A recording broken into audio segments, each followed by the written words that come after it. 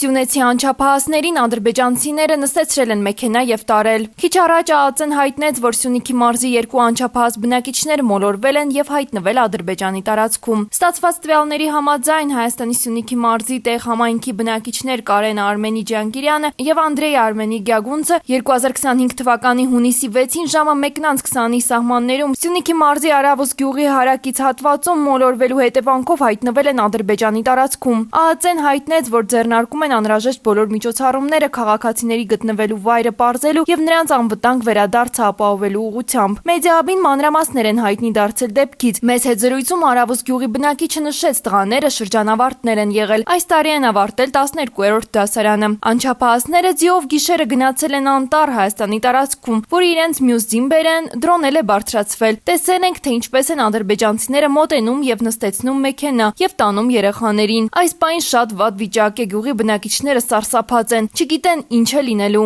Արտաքին գործերի նախարարությունը, պաշտպանության նախարարությունը կամ ԱԱԾ-ն պետք է քայլեր ձեռնարկեն եւ հետ բերեն երեխաներին, նշեց գյուղի բնակիչը։ Ըստ նրա, երեխաները զինված չեն, միայն ձիով են։ Բոլորը անհանգստացած են, շատ վտանգավոր է իրենց գտնվելը Ադրբեջանի տարածքում, ադրբեջանցիների ձեռքում։